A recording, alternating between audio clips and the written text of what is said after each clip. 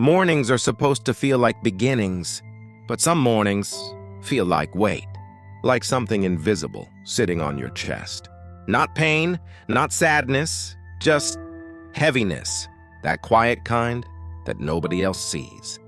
That's how it started, quietly. Kiro didn't know when he began to disappear.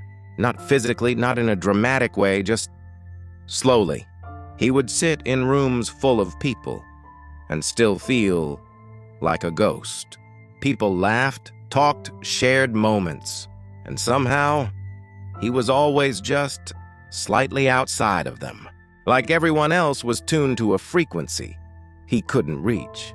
He would open his phone, scroll through messages, conversations, voices, lives, and feel nothing pulling him back in.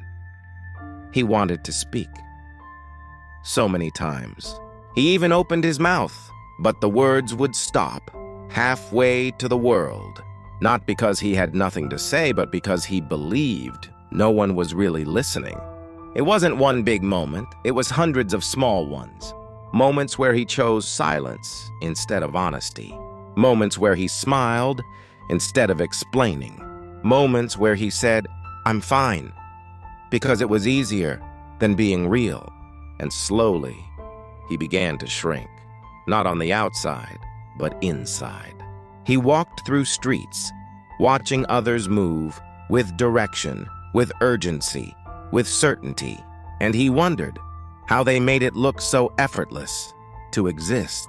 At night, his room felt larger, quieter, heavier. The ceiling became a place where thoughts gathered. Questions he never asked aloud. Am I too quiet? Am I forgettable? Would anyone notice if I wasn't here? Not dramatic, not tragic, just honest. But one night, something shifted. Not loudly, not suddenly. Just a thought that felt different. What if I'm not invisible? What if I'm just hiding?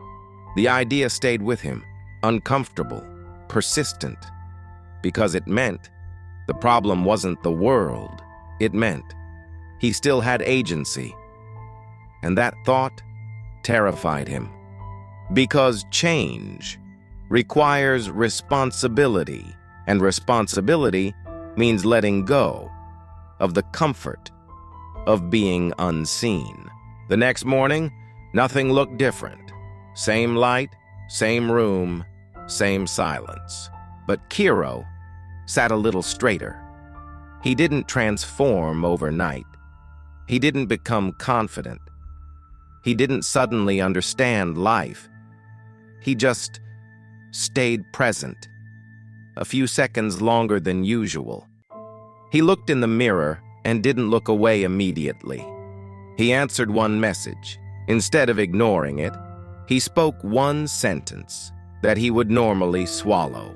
Tiny things, almost meaningless, except they weren't, because presence is built in moments. This small Kiro isn't fixed. He isn't healed. He isn't complete. But he is here, still soft, still quiet, still unsure, but no longer absent. And for now, that's enough. Short pause. Because sometimes the bravest thing you can do is simply stay.